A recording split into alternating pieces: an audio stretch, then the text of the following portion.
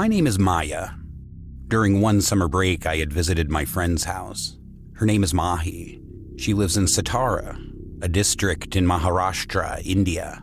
We enjoyed ourselves there because it's beautiful countryside. There were large farms and houses with a river in the center. Well-paved roads between the dense forest. On a Sunday evening, we decided to go to a nearby snack stall to get something to munch on. After that, we had a great time together walking on the road. We realized a little too late that it was starting to get dark. Usually, nights seem to be darker on the countryside. Then Mahi checked her cell phone and got nervous because there were 5 missed calls from her mother. We got worried and looked around as no one seemed to be on the road. Suddenly, it got dark. We're talking pitch black as the road lights went off. Mahi said, "We shouldn't stop until we find a rickshaw." I nodded as we started heading to our house. After several minutes, we heard a muffled sound of an auto rickshaw. We sighed in relief. Mahi told the driver to stop at her address, and to this, the driver agreed. We both quickly hopped on our seats. The driver asked, "Why are you both roaming around this late at night? It's dangerous. There have been so many crimes and reports of paranormal incidents that have taken place here." After listening to this, Mahi was agitated but suggested driving faster. I thought to myself that she might know something that I didn't, but didn't want to tell me. We peeped through a small window of the auto rickshaw, and chills went through my nerves as there was nobody. Out of nowhere, a woman sprung out in front of our moving auto rickshaw. The driver pulled the brakes haltingly. Mahi shouted and said, "Let's help her."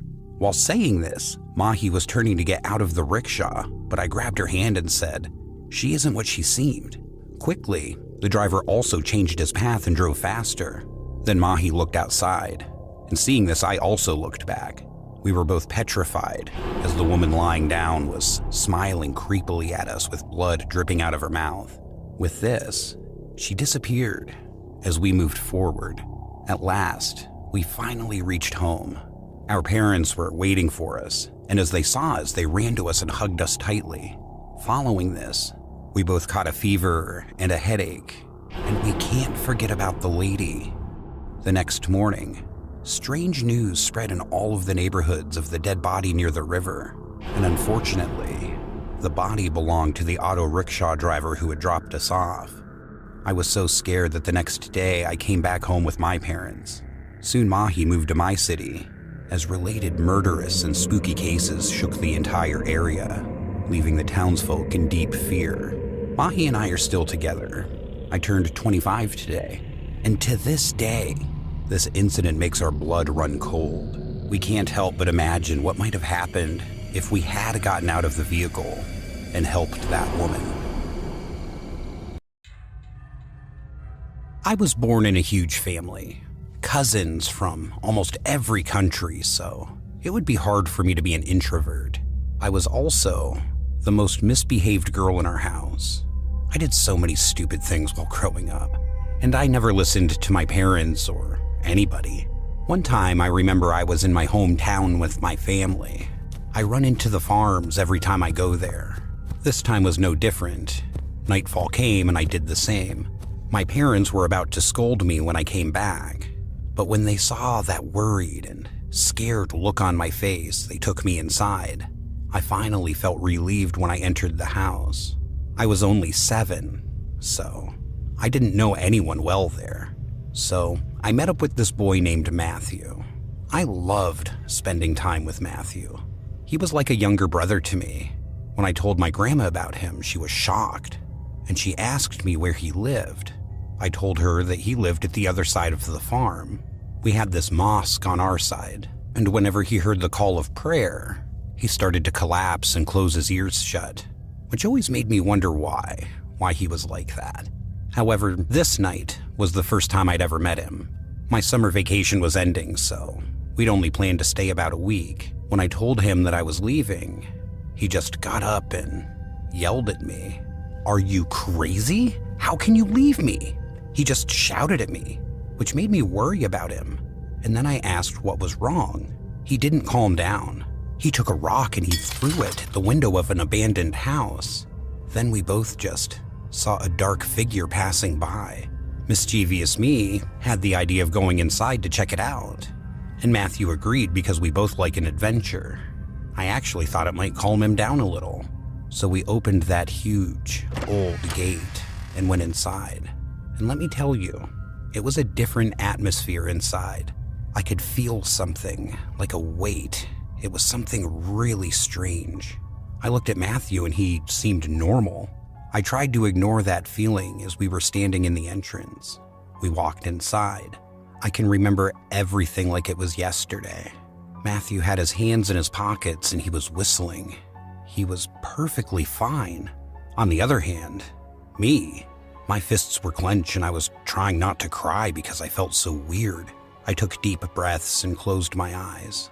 After a few moments, I opened my eyes back up, and Matthew wasn't near me anymore. And at that moment, a figure came running at me aggressively. I fell on the ground and screamed. I screamed as loud and as hard as I could until everything went black. And the next thing I knew, I was waking up in my bedroom. Nobody talked to me that entire day. And at the end of the week, we left. The next year, we returned to the farm and I didn't see Matthew anywhere. But for 5 years, I kept thinking about him. I thought I would never see him again. But on that 5th year, he was there with his bright smile. And luckily, he remembered me. I was so happy to see him again. One night, we were both sitting in front of my house and I asked him, "Do you remember that day when we went into that house near the farm?" And he took a sip of his soda and said, "Yes. How could I ever forget that?" I asked him what had happened to me, with tears in my eyes. He replied, "You just screamed and fainted." After a long pause, he broke the silence between us and said, "It was as if you had seen something." Visibly upset, I looked at him and stammered, How do you know that?" And he said, "You saw the ghost of that house, which is also after me, and it beats me up every time I hear the call of prayer." And a tear ran down my face because I couldn't believe what he'd just said. After that, our families became a lot closer, and his cousin's brother and my cousin's sister even got married because they had fallen in love.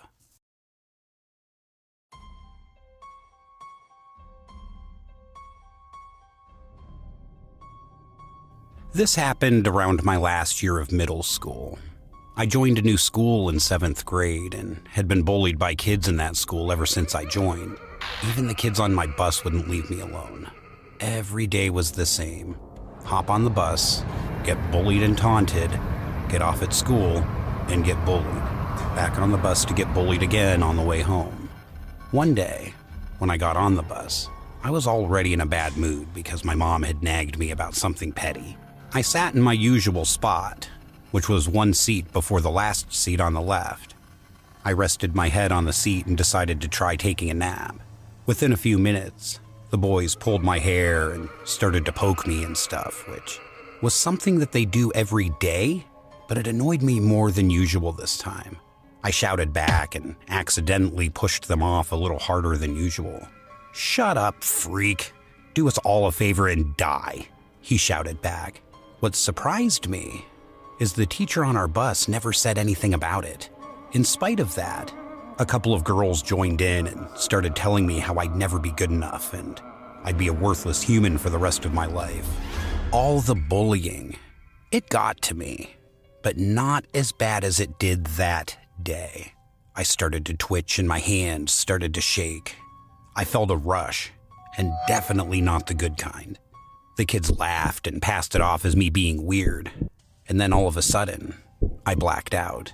When I came back to my senses, everyone was sitting in their seats instead of surrounding me and looked a bit shaken. I stood up to look behind, and the boy that had earlier pulled my hair flinched. I was so confused. Did I do something to them? The rest of the day went by fast, and it was finally time to go home. I got on the bus and sat down in my usual seat, but nobody spoke or hit my head or anything. I was usually one of the last ones to get off the bus, so once most of the kids had left, I asked the kid who sat in front of me what had happened this morning. He said my eyes looked red, and I had a demented smile on my face and laughed. One of the boys asked why I was laughing, and was about to say something when I held him by his neck and whispered in his ear, saying this: "You're making me angry.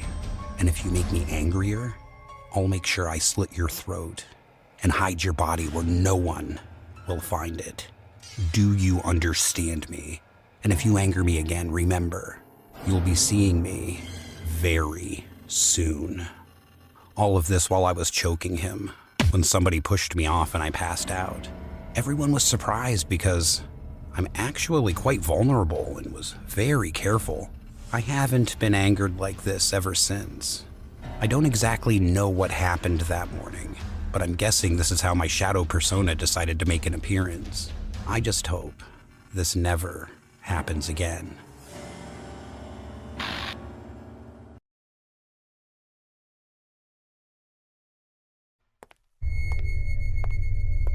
People call me Ren. This happened a few years ago when I was in sophomore year. One day, me and my two friends, Carly and Jenny, decided to go to Carly's house for a sleepover since it was a Saturday and we all had no plans. Around 6 p.m., I went to Carly's house and Jenny was already there. I arrived the same time as the pizza, so we all decided to grab a few slices and go to Carly's room. We talked and went on TikTok and Snapchat for about an hour. It was already 7 p.m. and we were bored, so Carly suggested that we go swim in our pool. We all agreed and then changed into our swimsuits. Carly's pool had a device that made the water in the pool change colors. We all jumped in and then sat on the steps. The water was at chest level. We just sat there and occasionally getting out of water and jumping in the middle of the pool. We noticed that the red color was missing in the color rounds because we kept seeing orange, pink and purple, but no red.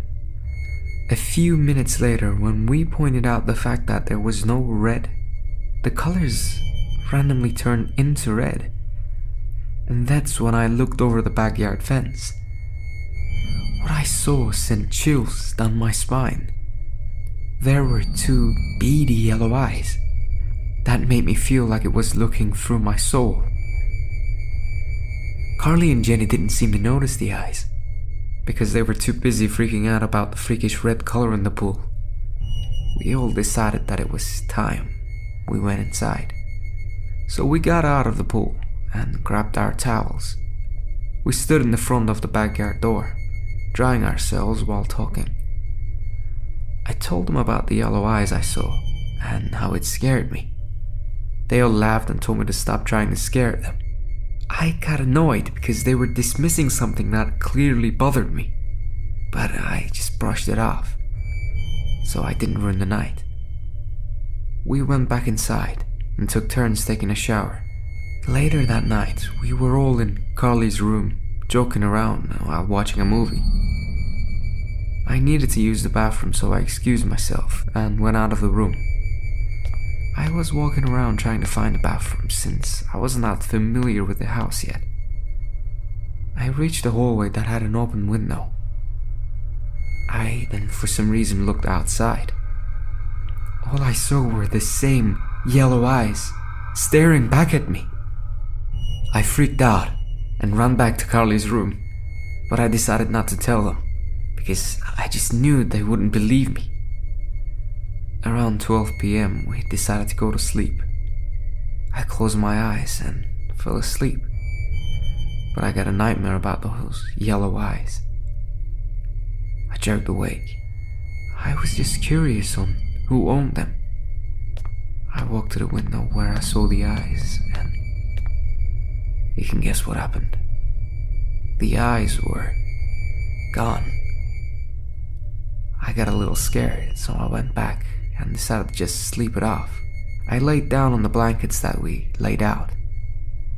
I was facing Carly's closet, and I noticed that the closet was cracked open. I tried to adjust my eyes to the darkness of the room, but it wasn't working. I noticed that there was something yellow in the closet, and that made me think about the yellow eyes.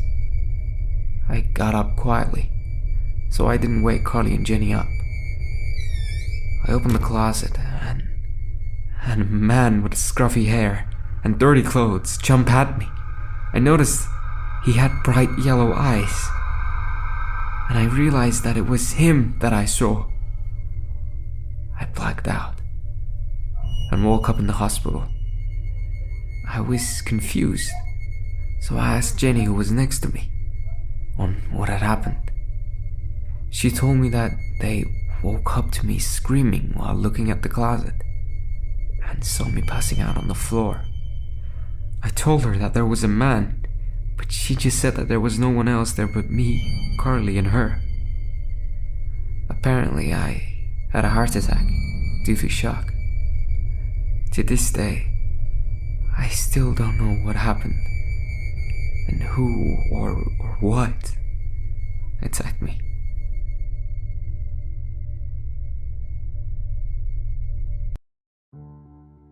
This is Minahil from Pakistan, and I'm a very big fan of horror stories that are animated by Wansi.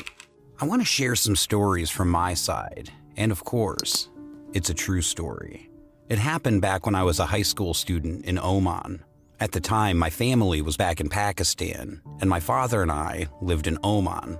Our house was situated deep inside of short streets, and there was a big old bushy tree in front of my house.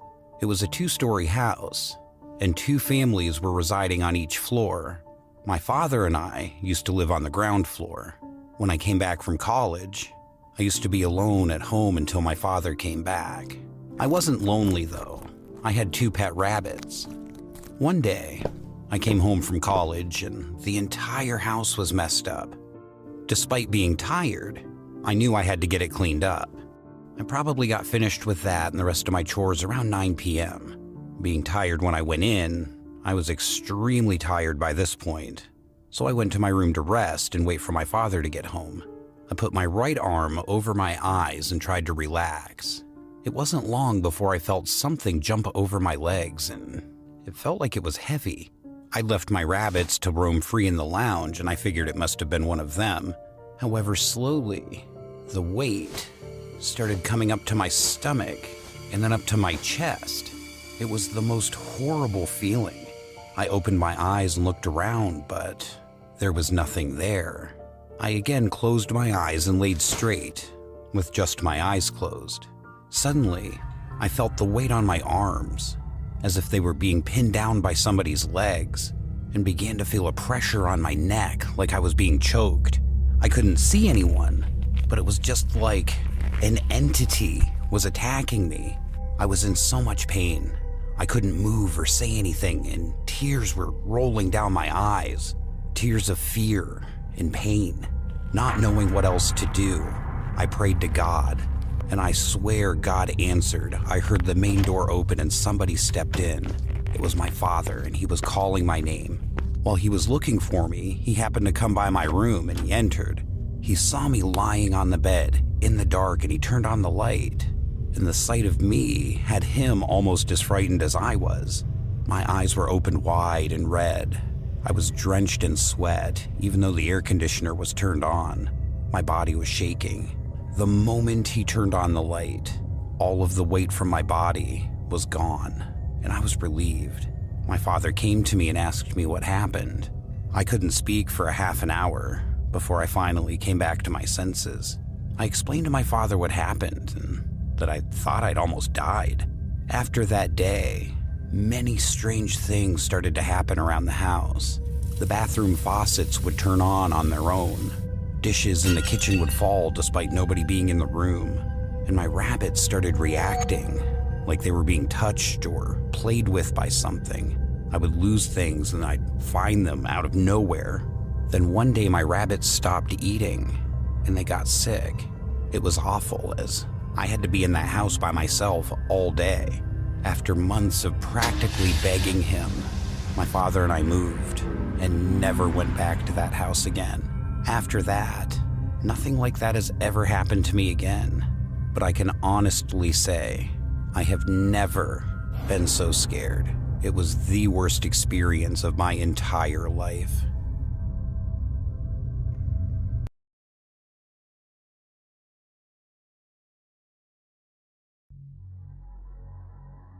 I grew up in a semi-small town. By semi-small, I mean it was small enough for everyone to know each other. We had a library and a high school. In this town, there was one specific alley that led to nowhere, and there was not a single street lamp to light it at night. Apparently, this alley was restricted. There was a sign of no trespassing, and in general, my parents were also very shady about that. They told me there is nothing there but some kind of a warehouse of the city, and I should not think about it too much. However, there was also an urban legend.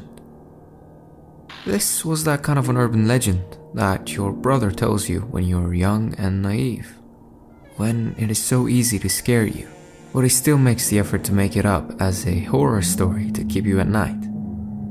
I also heard the story for the first time from my brother Kevin.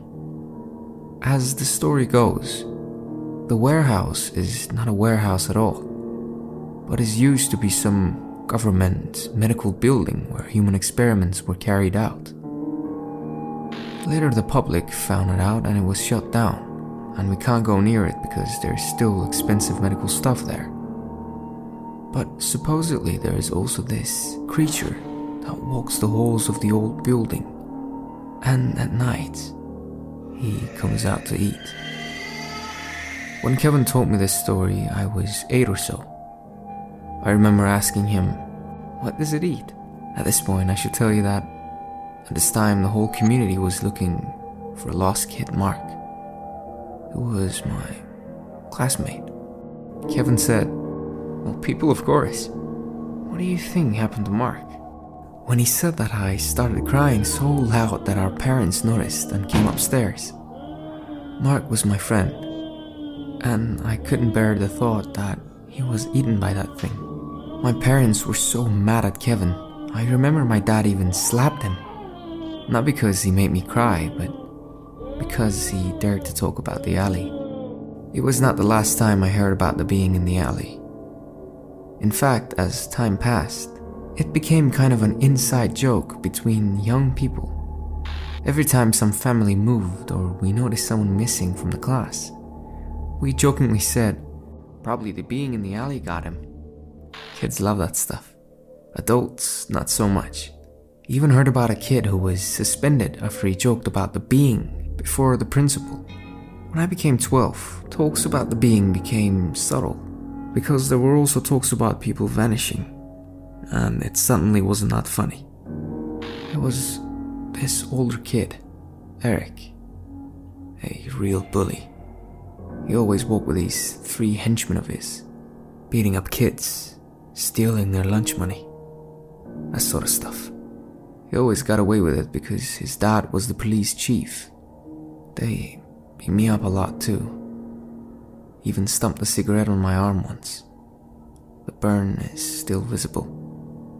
Long story short, I was scared as shit by these bunch. Among all, by Eric. Around this time, my parents decided I should take folk dance classes. Yeah, like I was not bullied already. But anyway, the folk dance community was really nice. Made a lot of new friends there.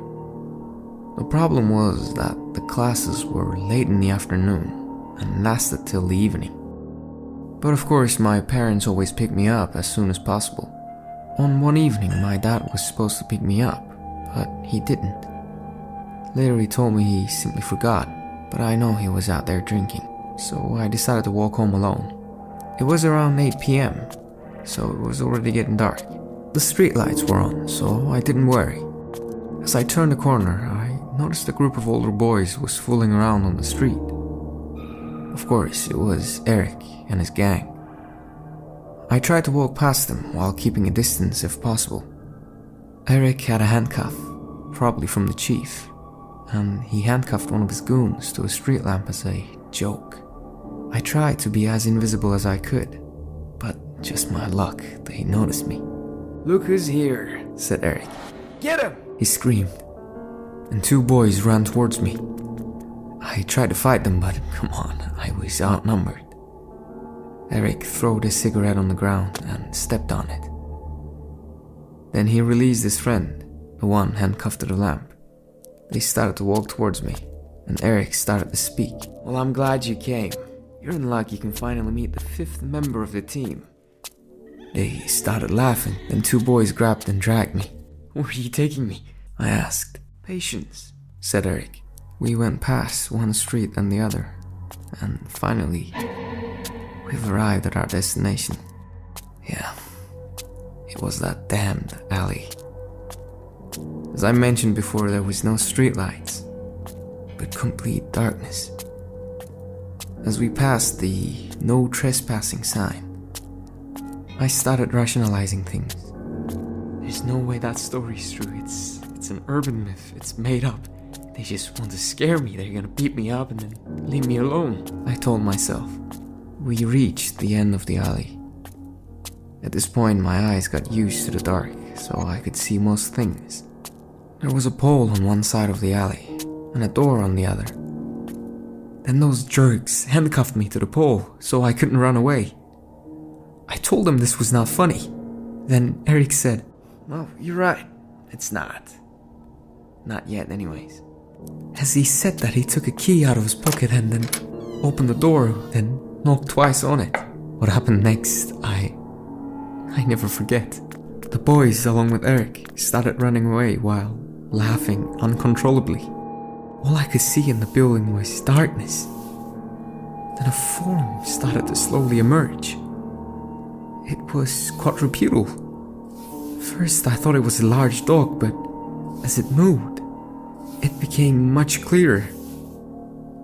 Hairless thing with a really long neck, like a goose or something. I could see his spine, his head pointed towards the ground. What it did, I wouldn't call walking, but an increasingly fast crawling. When it reached the door, he lifted its head. I was freaked out. That thing's head was somewhat human-looking, although it missed the nose, but had a hole in that place, and was full of scars. And its eyes, those were human eyes. Its body was like that of a quadrupedal human. Between its legs there was nothing but a wound. Its hands were missing the thumbs, looked like paws. It stopped and sniffed the air, then started panting like a dog. It didn't look straight at me, but was looking all around me. Then we made eye contact. It noticed me. His jaw started opening much larger than a human possibly could. I noticed that its teeth were also much sharper. As it opened its mouth, I heard the most terrifying scream.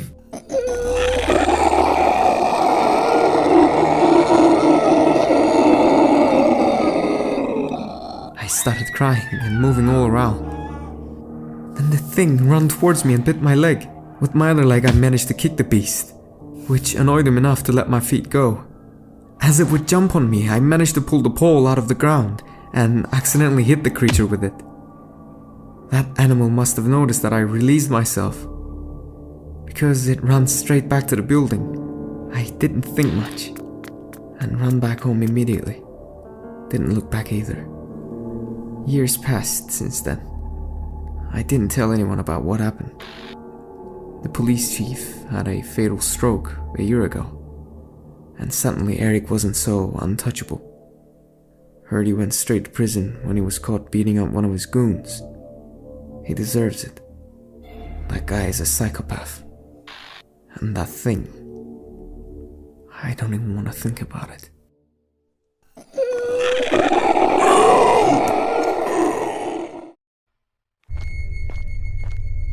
This happened to me 12 years ago. I was in SS2, which was a class before the exam. I was a boarder at the time, and I occupied the top bunk bed. One night while sleeping, I woke up and tried to turn, but I noticed I was not on my bed, but on the floor. How I had gotten there, I couldn't tell. My bed was positioned to the window, so my head naturally was in that direction. Even if I had changed my head's position that night, it didn't really explain how I woke up. My bed was opposite the door of our dorm, and the window was behind my head, but I was at the foot of my bed. and I was a few centimeters away from the bunk. I struggled to get on the bed, feeling woozy, and my head felt heavy. By the morning, I found I had a bump on my head, chipped a tooth, and had a bruise on my ankle. I also developed a black eye after a few days. A student mentioned that she heard something fall, but thought it was a box. It took me years to realize that I had maybe passed out due to a fall and found myself on the floor when I woke up. What actually scared me was that I thought I was probably dragged out of bed by a man we named Man in Black, who terrorized us then. Story has it, he came to rape and assault the students. Nothing I could think of explained my fall and the position I was in. I didn't suspect any physical assault either. I often think of that moment and I thank God that I'm alive. To this day, I still wonder what led up to that incident, and I dread what would have happened if I didn't wake up.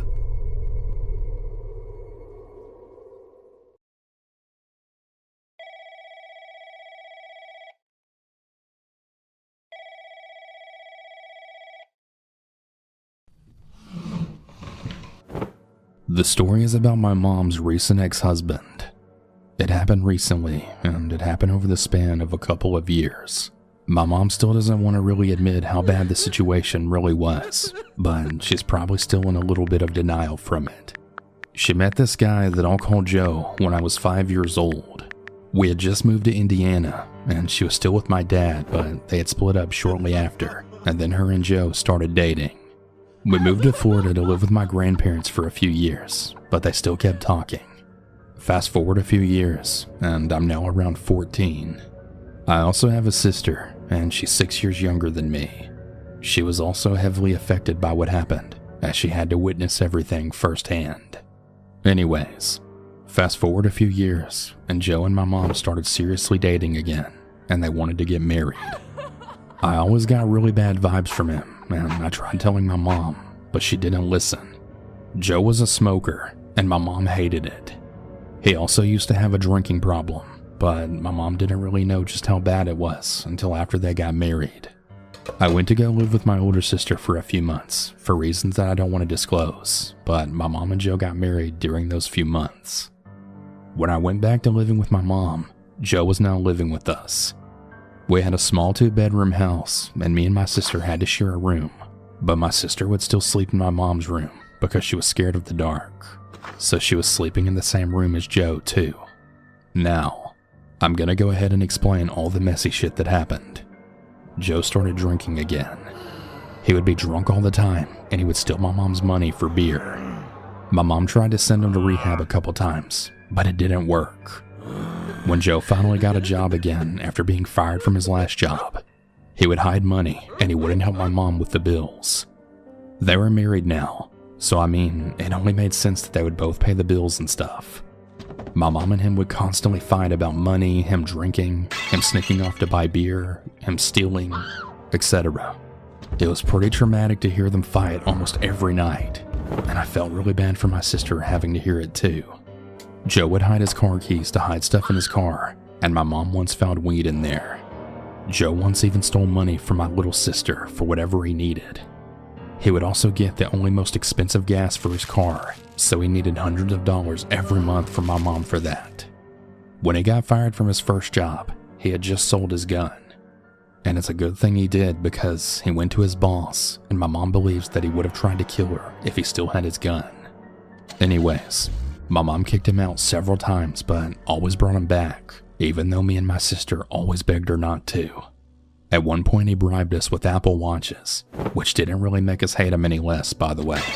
And at one point he was drunk in bed, saying he was going to kill himself, and my mom told me to call 911.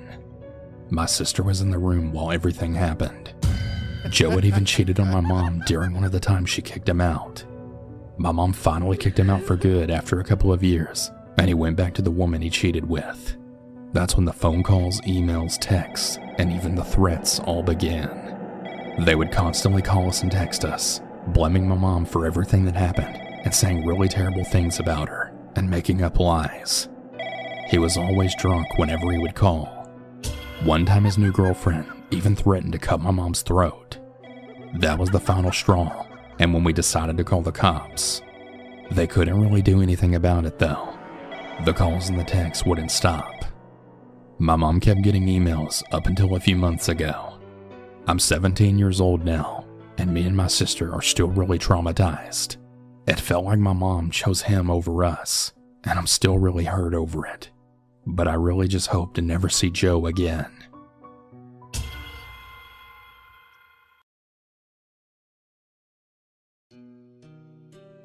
My name is Mia, and I was 11 years old when this story took place. My mom worked 3 jobs, so I would often be left home alone with my mama and papa. One day, my mom brought this old antique clock home from work because they were just going to throw it out. It was one of those clocks where you had to have a special key and twist it for however many days you wanted it to go off. My mom had set the clock to go off at 6 o'clock every morning and every night. She figured it would help me wake up for school in the morning because it was so loud. But soon summer break came, so we didn't have a reason to wind it up anymore. One night, I got up around 3 in the morning to get a glass of water. Once I got my glass of water, I looked down the hallway to see somebody walking into the bathroom. I assumed it was either my mother or one of my grandparents, so I went back to bed. The next night, the clock went off at 3 a.m. I was confused as to why it was going off at 3 a.m. because I hadn't touched it. I couldn't have. I'm simply too short to reach it, and I didn't think my mom would wind it up at 3 a.m. The scary thing about it was I would see a dark shadow in the corner every night standing in front of my closet. At first, I was afraid of it, but I soon got used to it because I just assumed it was my imagination. So I would just ignore it and lay back down and try to go back to sleep. One night, the clock went off at the usual time, but there was something off about this particular night. First off, it was super cold, which was odd because it was always warm in my room, especially in the summer. Second, I was laying on my left side, and I always sleep on my right. And third, I was wide awake. I just brushed it off and rolled over, but as soon as I did, I felt my heart stop because what I saw next scared me for life. I saw a face looking at me with ruby red eyes and long fingers rested on my bed. I screamed and kicked and ran to the living room crying. Once I got to the light switch at the other end of the hallway, I looked behind me, and at the end of the hallway, I saw the silhouette of a man who had to be about 7 feet tall. I turned on the light and it disappeared, but as soon as I did, I got a horrible nosebleed. The next morning, I thought I would clean my room because my mom would be mad if I didn't. Even though I was scared because of what happened the night before, I was more afraid of my mom scolding me about a messy room. So I put my hair in a ponytail, put in my headphones, and started cleaning. It wasn't long before I felt somebody tug on my hair, enough to pull my head back. I assumed it was my mom trying to get my attention, so I took my headphones out, turned around, only to see the glass of water on my nightstand fly across the room and hit the mirror behind my door. I finally had enough and told my mom. She decided to get some sage and saged me and our entire house. She also poured some salt in front of all of the windows and doors.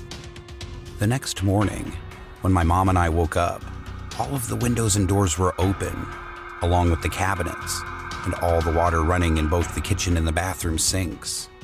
When we went outside, one of our pet ducks was missing, and my chicken roo was dead. That day, the clock fell off the wall, and the place where you put the key broke, so you can't wind it up anymore.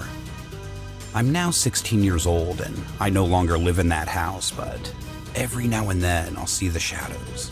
I've never been much of a religious person, but I always carry a cross due to this incident, and that clock still remains in that house to this very day. I wanted to tell you the story of a friend of mine named Angel. Angel is 19 and was honestly one of the brightest, cleverest, most bubbly people I've ever met. She was obsessed with true crime stuff and would have loved your channel if she'd ever had a chance to see your videos. She loved that TV program CSI and wanted to join the police so that she could get into the forensic side of investigations. She loved the idea of using science to catch horrible criminals, but we never thought that she'd end up being the victim of one. She had everything going for her in life, but then she met her ex-boyfriend, Che, and we all saw a change in her. Che made everything about him, and he abused Angel physically and mentally until she made everything about him too. She was miserable with him, but kept talking like he was just a tortured soul who needed a girl like her in his life to help fix him. We had to intervene time and time again to get her to see that he was a scumbag who'd never be any good for anyone, as he was only ever interested in himself. And it took ages to do it, but we finally managed to convince her to leave him. She told us all in a group chat that she'd finally told him that they couldn't be together anymore, and we were all so proud of her. But she also said that she was terrified of something he'd do to get back at her for it, and as much as we knew that her dad, Patty, would never let anything happen to her while she was under his roof, we knew he couldn't protect her all the time. We also knew that Che was absolutely terrified of Patty, as they'd almost gotten into fights a few times before, and Patty is well bigger than Che and could beat the life out of him if it came to it, so we always stayed away from the house, just not far enough. I remember the day we found out that Angel was in the hospital, and we were all hoping it wasn't anything serious. But then we heard that she'd been hurt in a serious incident, and that she'd somehow fallen out of a van that was going down the highway, and we just knew that Che had something to do with it. As it turns out, Che had gotten the help of one of his friends, and they'd waited in a van near Angel's house waiting for her to come out. When they spotted her, Che ran out, picked her up, and basically carried her to the van and threw her into the back of it. We still don't know exactly what went on inside the van, but Che insisted in court that he didn't just throw her out of it. But whatever he was doing or saying, it scared Angel so much that she somehow found a way to open the back doors as it was traveling down the highway, and she must have thought her only chance at survival was jumping out the back of the van. Some people think Che pushed her out of the back as a way to kill her, but at his trial, his lawyers were somehow able to prove that Che hadn't pushed her, and all he wanted to do was keep her inside the van. He must have admitted to just wanting to kidnap and scare her into getting back with him, but I know Angel wouldn't have done anything so drastic without being scared for her life. What happened next makes it clear to me that the justice system in this country is just completely broken, because the sentence Che got was nothing on what he deserved to get. He recently got his sentence more than doubled after this big public campaign headed up by her parents, which is all good and everything, but it still feels like nothing because Angel's life is basically over now. She suffered serious head trauma after falling or being pushed from the back of the van, and now the doctors think that she's going to be potentially disabled for the rest of her life. We don't know if she's ever going to walk, talk, or eat by herself ever again. It's basically a death sentence, but the sentence Che was originally going to get was just over 4 years. Can you even believe that? A guy kidnaps his ex-girlfriend. He might have actually thrown her out the back of the van going at 60 miles an hour. Her life is now basically over, and he was probably going to get out of prison after 4 years. That's nothing. He deserves to be in prison for the rest of his life. The driver of the van got next to nothing too, and he also deserves to be in prison for the rest of his life. Angel once told me about a law in America where if someone dies while you're committing a crime, your charge automatically gets turned into murder. And I think we should have one here like that too. It would make people think twice about doing things like kidnapping or drunk driving, or anything that could end up ruining someone's life. Sorry if this seemed to get a bit emotional, or it wasn't the best written story you've been sent. I got a bit upset writing it because it's still all so raw for us all. This all happened almost 2 years ago now, but it honestly feels like yesterday that we found out that Angel's life was over. I hope you read this out in one of your videos so that more people know what a rotten scumbag Che Boskill is. He deserves to be the one lying in a hospital bed, not able to move, not Angel. I mean, he actually laughed during the court case. How can you even do that? How evil do you have to be to hear someone talking about how you took a girl's life away and then just laugh about it?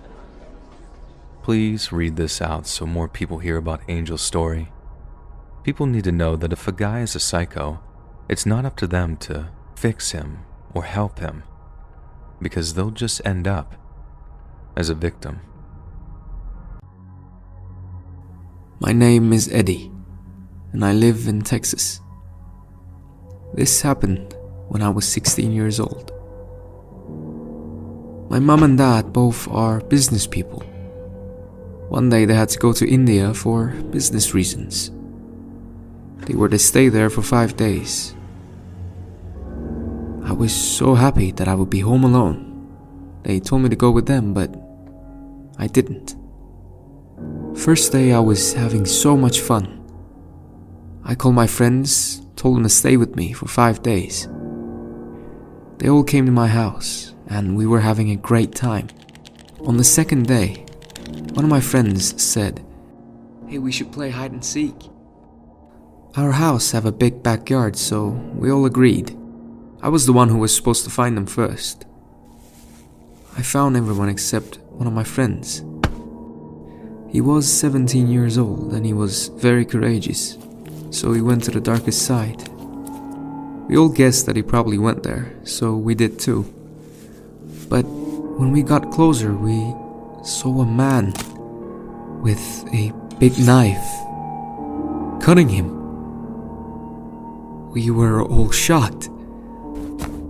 One of my friends ran and then we all did. He saw us and followed us. We came back to the house and locked the doors. And then we called the police. When they arrived, the man was gone. The police took my friend's dead body, and my parents came back the day after. Since then, I can't stay at home without my parents.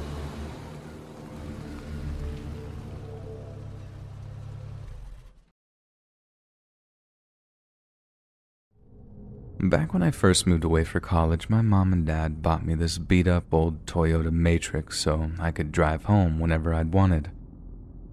I grew to hate the old piece of trash after a while, but it got me from point A to B, and it helped me get a job as a delivery driver for a pizza place, so I'll always appreciate the gesture.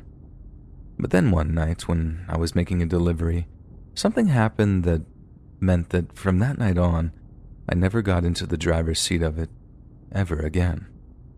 So, like I said, I'm making deliveries one night, and I'd just gotten back into my car after dropping off a bunch of pizzas at an apartment building when I suddenly realized I hadn't locked the passenger side door. And the only reason I realized I hadn't locked the door was because this guy opens up the door and climbs into my car. Then right as I'm about to tell the guy to get out, I see he has a gun.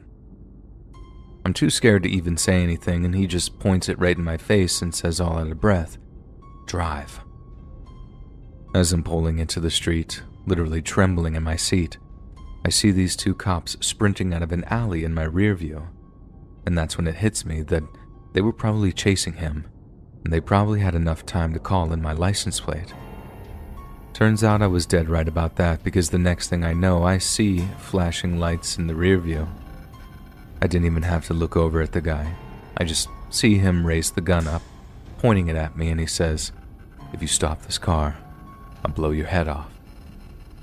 So I drove and kept driving until we were out in the suburbs. The whole time the cops are tailing, and they're not shouting like "pull over" or whatever through their bullhorns or whatever you call it. And I figured it's because they know that the guy basically carjacked me and that there's a hostage situation going on.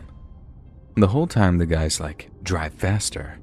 And all I can say is, "I can't. This thing's a piece of trash. If I put my foot down, the engine might freaking give out." So he's content to just delay the inevitable for as long as he could. I don't know exactly how long we were driving because the little digital clock was busted. But after a while we started to see fields and stuff.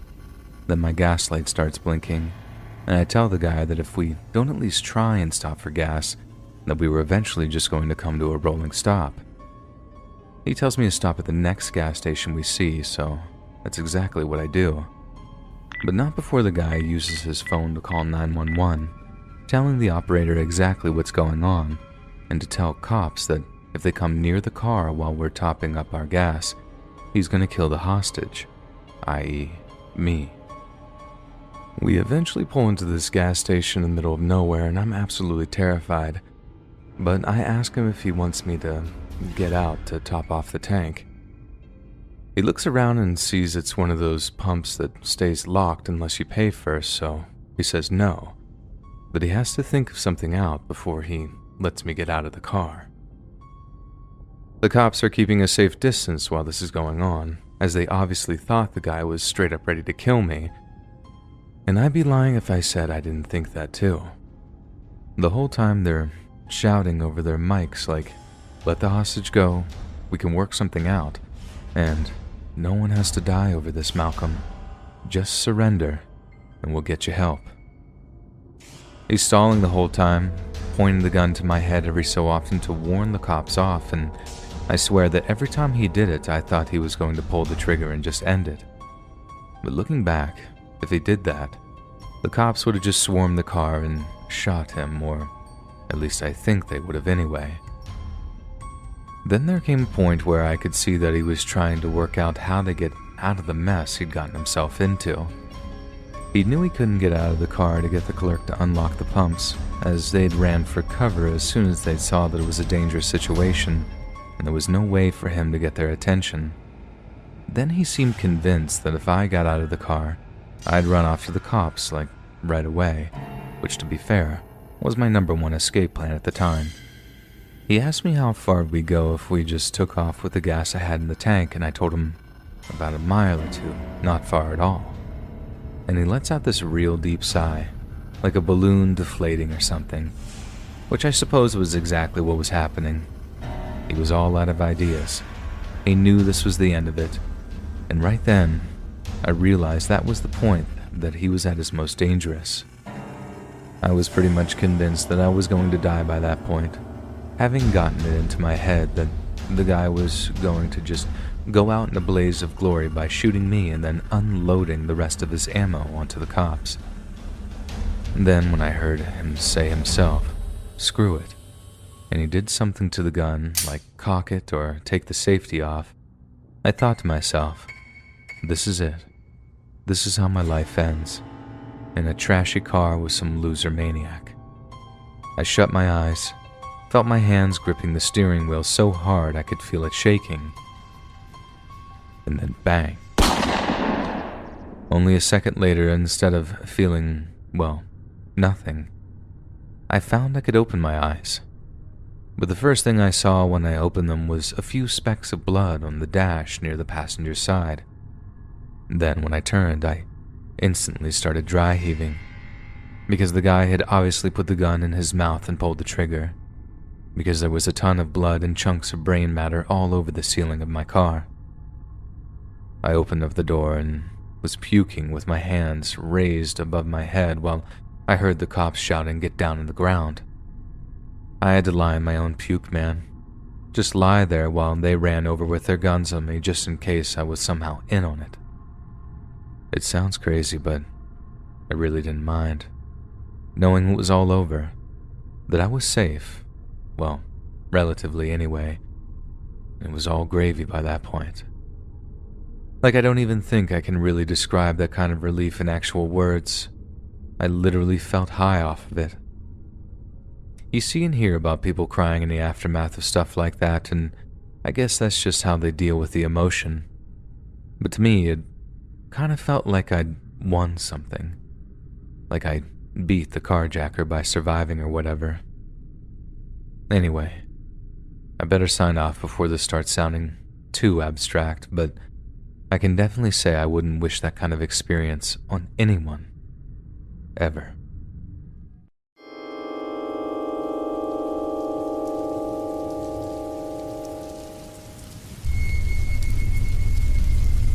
I was 13 at the time, playing on my PlayStation until early hours in the morning. It was 3 a.m. The rain was heavy and it started to thunder, so I looked out my window and saw a man with a hoodie on just looking straight at my bedroom window. I went to my mom, shaking in fear, but she didn't listen and just told me to go back to bed. I walked back into my bedroom and looked out the window, but the man was gone. The next day I was walking to school and I heard someone behind me. So I turned around and it was the same man that I saw outside my window. Before I could even run, he grabbed my shoulder and punched me right in the stomach. The punch had such an impact that it winded me. I couldn't remember what he looked like, only that he was wearing a dark hoodie with his face covered, so when the police came, there was nothing I could tell them. For the next few days, all I could think about was the hooded man, wondering if that was going to be the last time I would see him, but it wasn't. One day as I sat in my bedroom watching TV, I got a message on my phone saying, "I am watching you." I looked at the text for a while, wondering who I could speak to. I couldn't tell my mom. She would just worry, and she was under enough pressure with my infant brother Matthew. I was in the living room with Matthew, watching the TV. At around 9 p.m., I saw a face pressed against the window. It was the hooded man. This time his head was down. His mouth was stretched open. He had a scar going right across his eye, and he was dripping with sweat. I screamed for my mom, and she saw the man at the window.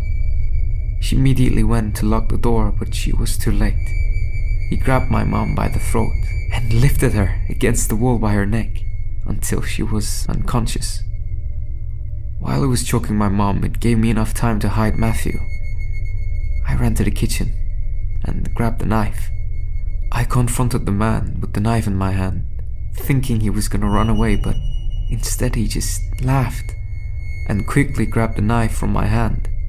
Just as he raised the knife towards me, my mom had gained consciousness and hit him over the head with one of her ornaments close by. Me and my mom ran upstairs into her bedroom and locked the bathroom door, where we called the police. By the time the police got there, the man was gone. But not only was the man gone, Matthew was too. We told the police the description of the man. He was about 6'3", with a strong build. He had blonde hair and big blue eyes with a huge scar across his eye. It turned out that the police had received many phone calls with the same description all across town. He had been reported by other citizens for spying on underage girls and boys. The police searched for Matthew for weeks after his kidnapping. With no witnesses and no leads, the police eventually stopped the search. We never saw Matthew again. His body was never found. Still to this day, we don't know if he's dead or alive. But I hope one day we get answers.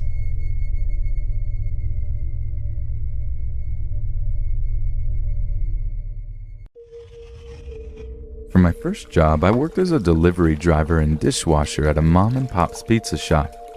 The shop is within walking distance of my apartment, which I just got alone. The shop is owned by a foreign man and his two nephews, and another friend of theirs. I was the only female in the entire building. At first, the owner asked me to change into my work shirt the first day, in the walk-in freezer. I declined and put it on in the bathroom. He supervised me delivering pizzas and put his arm around my chair and told me to join him and the workers after work for drinks. I politely declined. I wasn't even old enough to drink. He asked if I had a boyfriend, which I did at the time, and I told him yes, he just lived in another state. He then offered his worker to sleep on my couch because he didn't have a place to stay, without consulting me. I obviously protested and declined. He also told me that he knew my boyfriend's name, which he did, which I never told him. As time went on, things got weirder. The owner would take me out back, where there were no cameras, and scold me for not pouring bleach into the dishes I was washing. I told him that you can't stick your hands in the bleach, but he didn't care. He would take me out back after my shift and compliment my eyeglasses and tell me how beautiful I was. I would say thanks, back away, and drive home every time.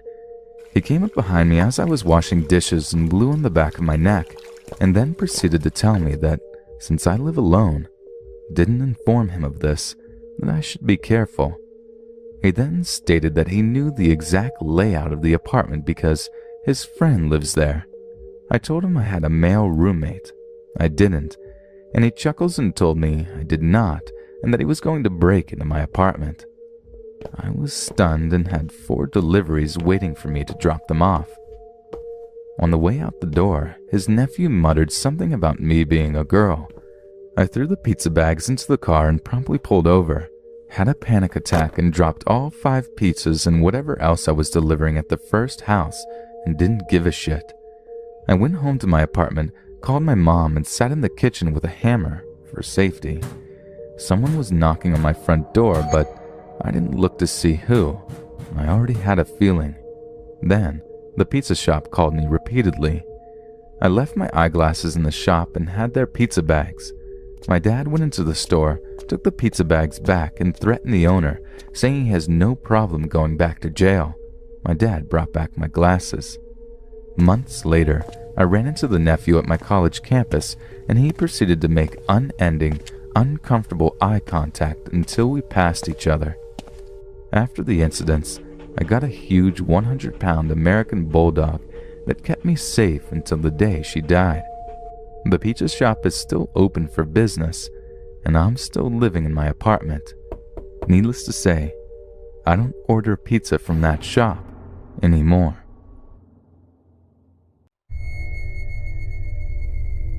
About 10 years ago, when I was 12, I moved into a more safer and calmer neighborhood. About a week after I realized an ice cream truck came every Sunday, I was excited.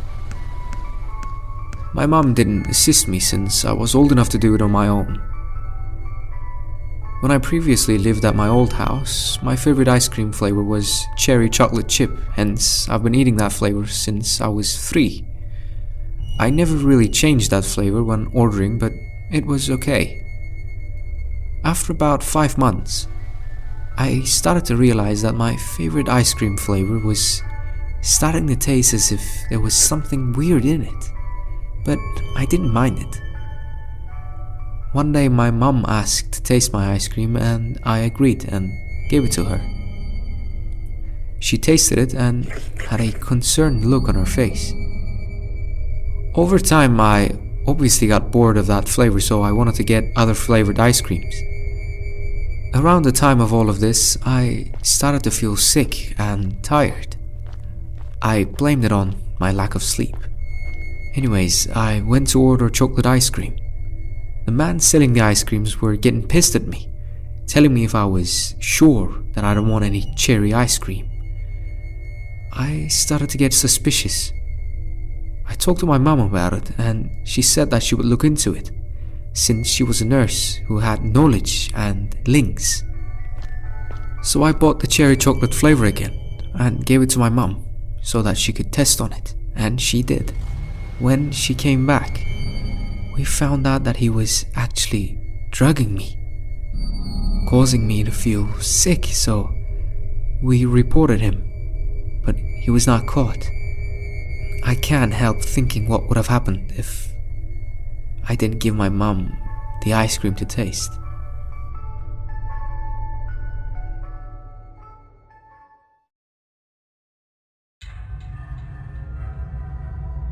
My name is Donovan, and I'm a 14-year-old light-skinned boy. At the time of the story, I was 11 or 12. I can't remember. All I remember is that I was in the 5th grade at the time. Anyways, one day I got home from school and called up my friend Ethan. He's been my friend ever since 3rd grade, and we're still friends to this day. On the phone, I asked if we should play basketball at my school's park. So I got my basketball and a few cold water bottles and put them all in my backpack. I rode my bike over to the school basketball court. I sat there a few minutes because Ethan's house wasn't as close to the school as mine was. He got to the court around 4 p.m. We started to play basketball for a few hours, before Ethan said we should go to the sewer tunnels. There were some large sewer tunnels about 6 or 7 feet tall, and they were only about 15 minutes away on bike. I was bored of playing basketball for a few hours, so I said sure, and we rode our bikes 15 minutes away to the tunnels. They were in a ditch and under a pretty busy road to describe them a little. When me and Ethan got there, we hopped off our bikes and started walking through the tunnels, pushing our bikes with us. We walked for maybe about 30 seconds before he recommended we should turn our bikes around while pushing them. In case we see anything, we can just hop on our bikes and pedal away, instead of having to turn them around and then get on to pedal away. I said that's a good idea and could possibly save our lives, so we did it. We walked in the tunnel for a few more minutes with our phone flashlights on, looking for cool, old stuff. Out of nowhere, he stopped me and said, "Be quiet. Do you hear that?" I was listening for a few seconds, and then I heard it.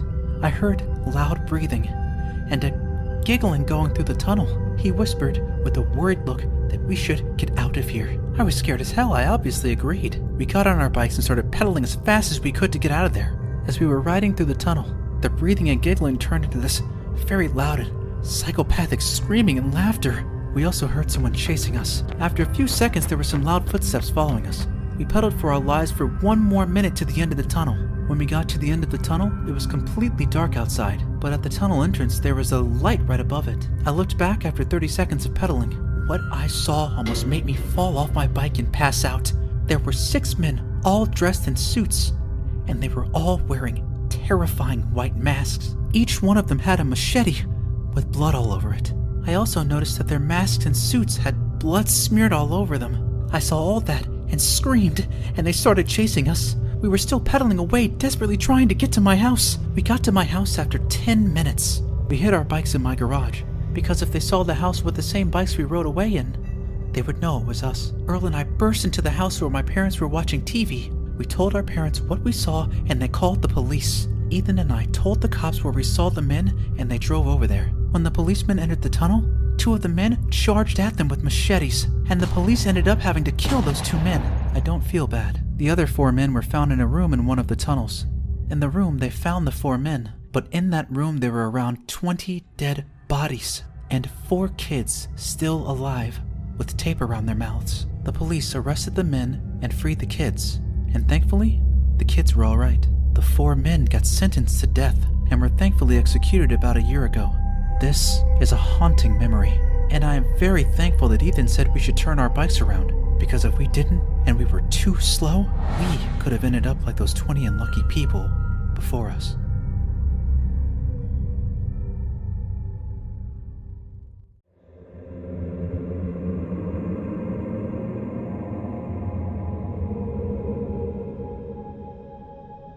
This story happened 2 years ago.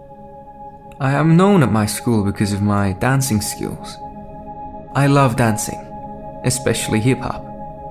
We have a school event that happens once every school year, a competition that every school joins.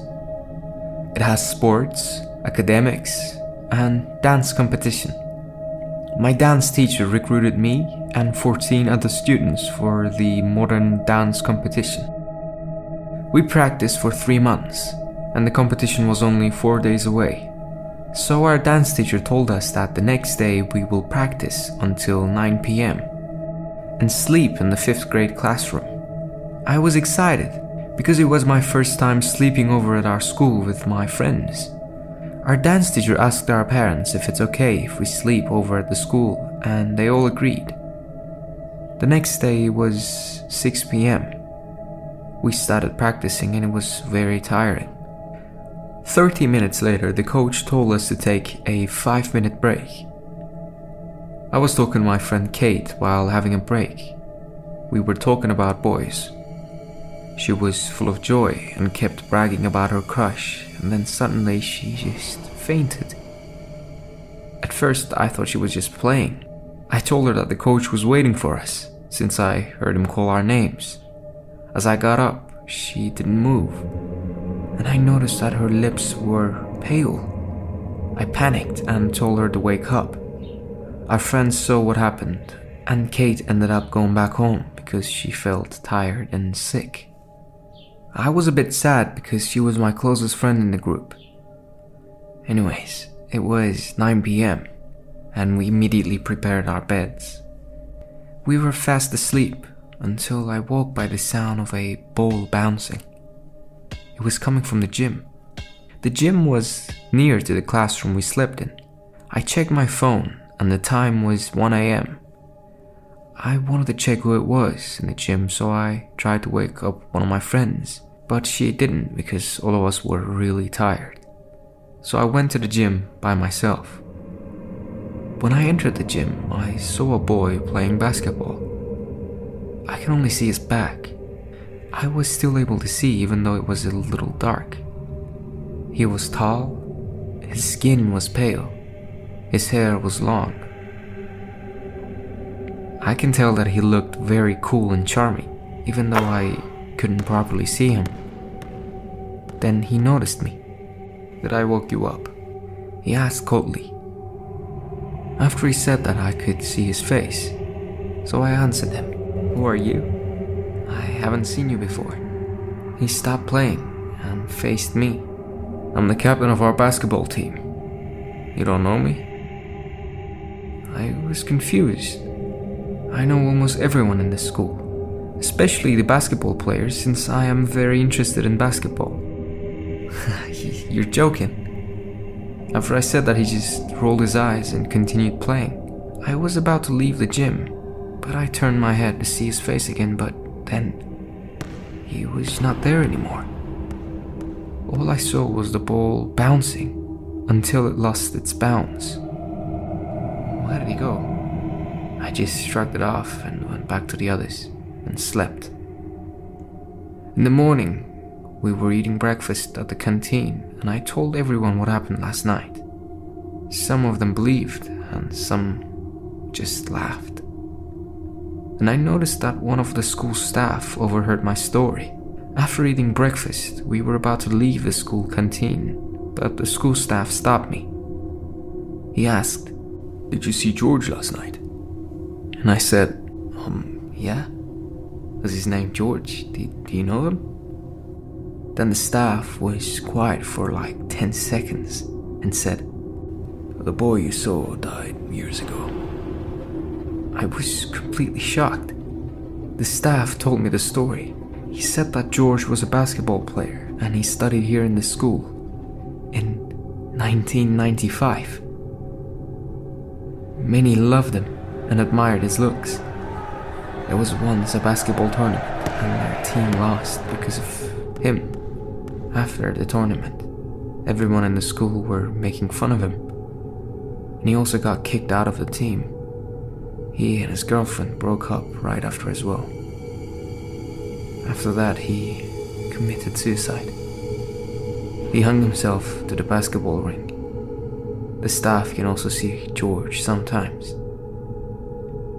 You can see him go to school as if he was a normal student.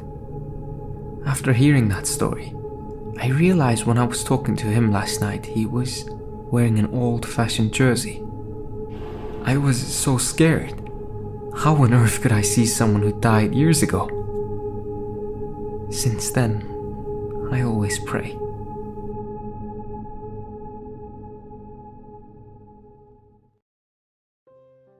Two years ago, I had my first sleep paralysis experience.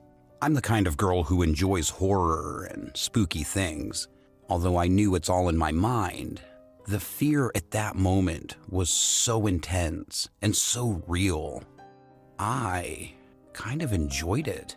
From there, I continued to have small sleep paralysis experiences that were actually kind of boring and less frequent.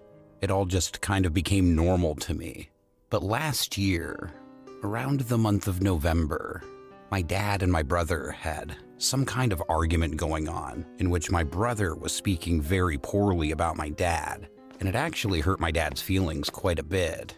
He actually stopped going to church. We had a small temple outside of our house where most of the time my parents would go to worship. It felt quite strange to me because I haven't even seen him pray since.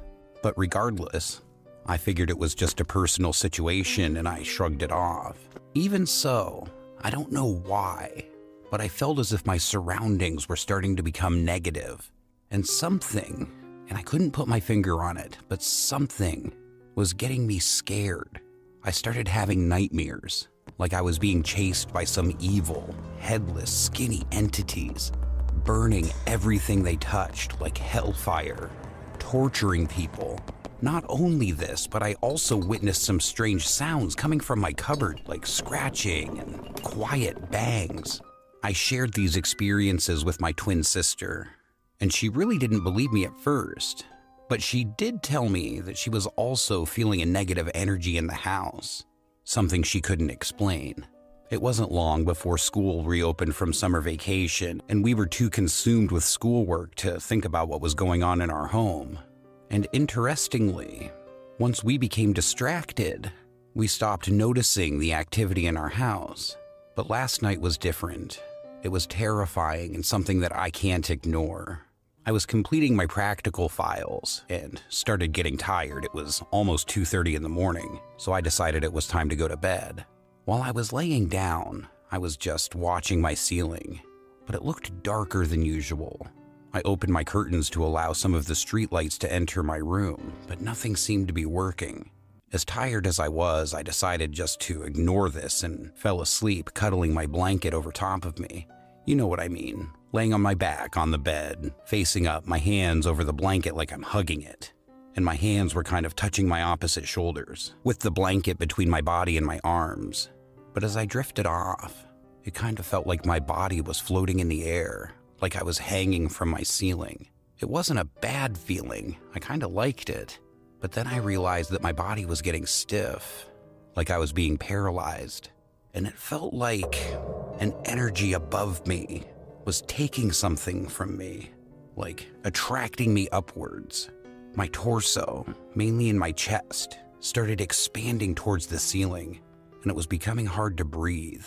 I started losing control of my body, and I was feeling like my body had no life left in it.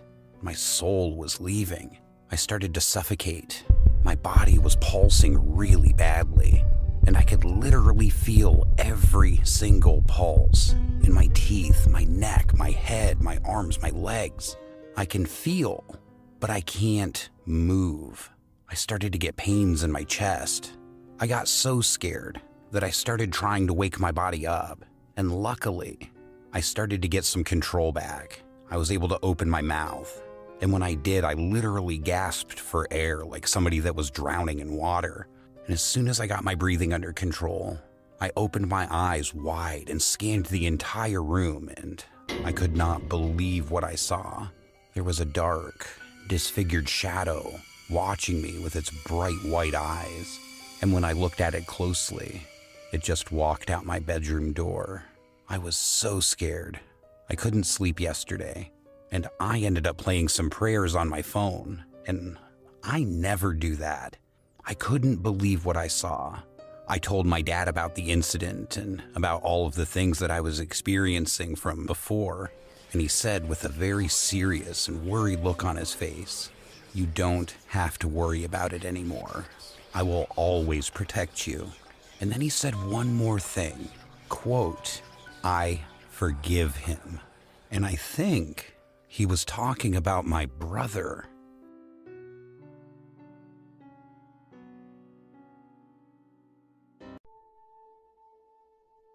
So, the story I'm going to tell you is fairly recent. It happened back in 2020, just before COVID-19 was a global threat. Me, I go by Alex, and my friend, who we'll call Mega, both 18-year-old males, moved to a new city in order to attend college here in Brazil. I lived in a white apartment building with 3 female friends of mine, while he lived in a green apartment building with 2 friends, one male and the other female. Those buildings both faced each other, just separated by a narrow, dark street. Although we both lived with friends, we mostly hung out with just the 2 of us. Now, I'll admit, the town we moved to was not so safe. Every day it seemed like there was another case involving armed robbery, even though it was just a rural town. But keep in mind that most rural towns in Brazil can have up to 100,000 residents, so on a global scale, this town was actually pretty big. That night, we went to a restaurant called Habib's, a very common Brazilian fast food company that specializes in Middle Eastern cuisine. The food there wasn't bad, but the cooks were really slow. Extra slow this time. When we finally finished our meal, it was just past midnight. We discussed what to do next, and I suggested we should go back home, get our graffiti cans, and mess around the city a little bit. We managed this in less than a minute, as Habib's was less than a block away from our apartments. Then we went to a gas station convenience store that was right next to the restaurant. We bought a good amount of alcohol so we could drink while we were walking. Since we hadn't had the chance to really get to know the city until that night, we just went straight to a random avenue and started walking, without proper direction. We saw every type of strange person there. It wasn't a car-busy avenue. The lighting was dim and it was full of homeless people, drunks, thugs, and hookers. No one cared to mess with us, though. I was always the type of guy that dressed in a punk style and even had a green-dyed mohawk back then. Mega was more of a casual goth guy. We didn't like to be feared just by the way we looked, but it was absolutely nice to feel a little safer. We turned down the darkest street and descended it until we found a nice alleyway with no security cameras. We started to spray paint the walls. This is something we used to do a lot back in our hometown. I can't explain it, but we just felt safe in there.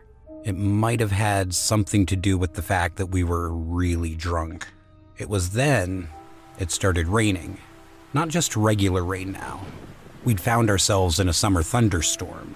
In our country, you really need to be scared of lightning, since we have more lightning incidences here than anywhere else in the world. We ran from the alleyway to the street and looked around. That's when I saw a barely lit establishment with an awning in the front door. As we got there, I noticed it was a laundromat, a really messed up one. The awning didn't protect us, though. The wind was so furious that we were getting even more soaked and cold. That's when I heard a loud noise. It wasn't coming from the empty street. Instead, it was coming from the building itself. I looked inside the laundromat. It was illuminated by a faint yellow lamp, one of those really cheap ones, you know. No doubt why all of the other lights were already dead. When I searched for the origin of the noise, I spotted a working washing machine. I told Mega about it, and we thought it was actually a 24-hour laundromat. I tried opening the door and found it to be unlocked. We went inside and closed the door. To my surprise, it even had a recessed key, probably to protect the users from getting robbed. I remembered all those strange people from the avenue, and fear finally kicked in. I locked the door. Inside the building, I started to feel uneasy. Mega was even more scared than I was. I'd actually never been to a laundromat before. They weren't common back in my hometown, but I guess they're popular in the bigger cities.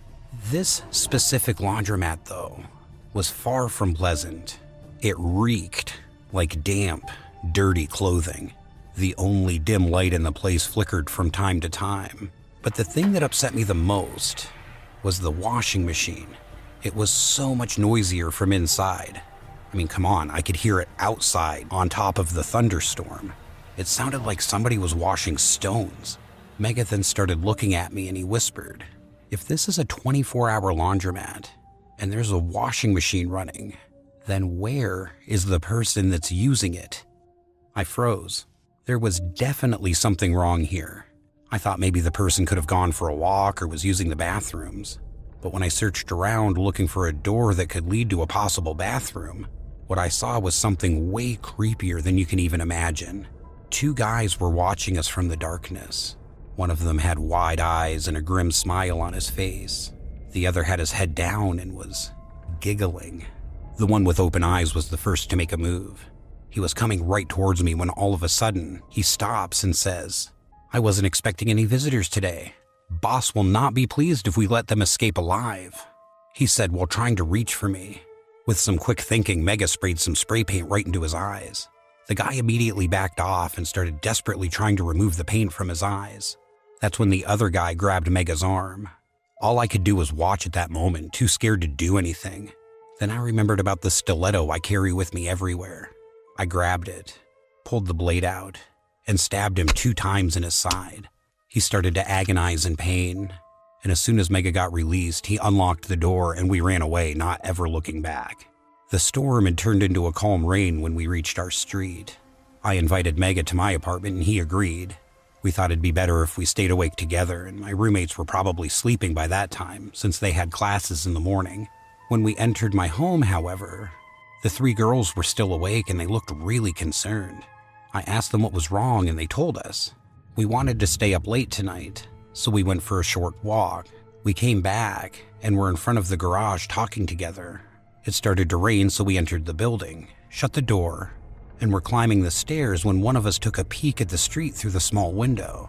At that moment, we saw a pickup truck in the middle of the street. A guy was dragging a lifeless corpse to the back of the vehicle, and another guy, that wasn't the driver, got out of the car to help him. When the corpse was loaded, they got in the truck and drove away. We followed up with our own laundromat story. They were shocked. All those creepy guys. They were probably together. We called 190, the emergency number here, you might know it as 911. We told them about the laundromat and gave them our address. The cops soon arrived at our apartment and we told them everything that had happened. A female officer told us that there wasn't such a thing as a 24-hour laundromat in the city. Even worse, the place that we were in had been condemned due to a fire. We were shocked. She then received a message from the radio, letting us know that they had arrested the guys. Turns out they were a dangerous gang of addicts that used burglary and assassination to buy illegal drugs. The dead body that my friends saw was actually that of one of our neighbors. I was never called to testify about the stabbing I did. I assumed I'd be called in order to prove that I was just defending myself.